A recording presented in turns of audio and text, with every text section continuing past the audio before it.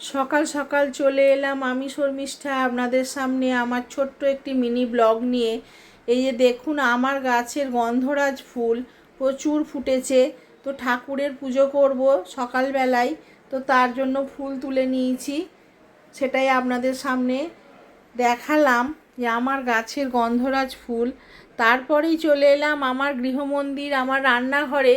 এবার তো রান্নার পালা, মেয়ে অফিস যাবে, তার জন্য রান্না করতে হবে, চা করতে হবে, সব কিছু করে নিয়ে এই যে আজকে আবার পুজো আছে বৃহস্পতিবারের, পুরোহিত আসবে বাড়িতে। এই যে রান্নাও বসিয়ে দিয়েছি দেখুন। মেয়ে চা খেয়ে বেরিয়ে যাবে, তারপরেই আমার ঘরে আজকে লক্ষ্মী পুজো আছে, পুরোহিত এসেছেন, ওই যে দেখুন পুজো করছেন, আমরাও বসে আছি পুষ্পাঞ্জলি দেব।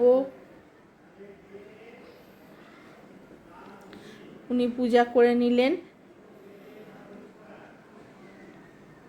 বছরে 3বার আমাদের লক্ষ্মী পুজো হয়, সেই পূজাটাই উনি করতে আসেন।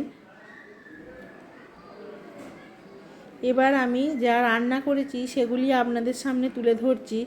দেখুন আজকে অনেক কিছুই রান্না করেছি, যেমন দুপুরবেলায় করেছি দেখুন সাদা ভাত,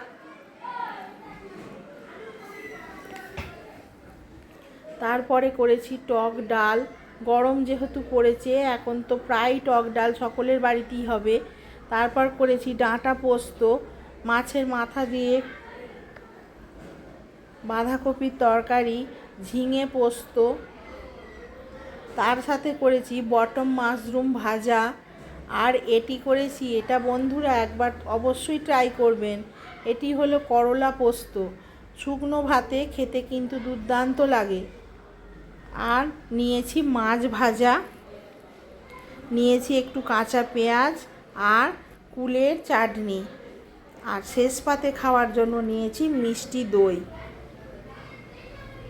এই হলো আমার বাড়িতে আজকে আয়োজন, সকলে এটাই খাওয়া হবে। তারপরে দেখুন আমার থালি আমি সাজিয়ে নিয়েছি সব কিছু দিয়ে। আজকে আর মাছের ঝাল বা ঝোল করিনি, প্লেন ভাজা নিয়ে নিয়েছি পাতে। তারপরেই যে দইটি আমরা ভাঁড়ের খেয়েছিলাম সেটি আমি না ফেলে দিয়ে দেখুন এতে দই পেতে নিচ্ছি। আমি দই কম বেশি ভালোই পাতি।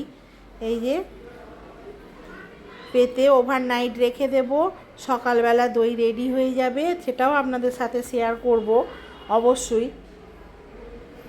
এবার চাপা দিয়ে রেখে দেবো, ওভারনাইট থাকবে।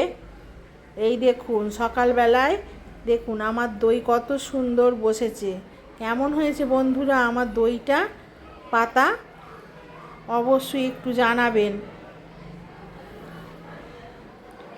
তারপরে এবার চলে এলাম আমার রাতের খাবারের আয়োজন নিয়ে।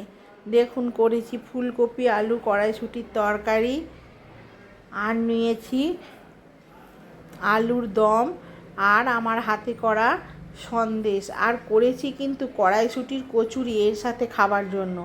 কেমন হয়েছে বন্ধুরা আমার ডিনারের আয়োজন? সবাই ভালো থাকবেন, সুস্থ থাকবেন। যদি ভালো লাগে লাইক কমেন্ট এবং সাবস্ক্রাইব করবেন, অনুরোধ রইল।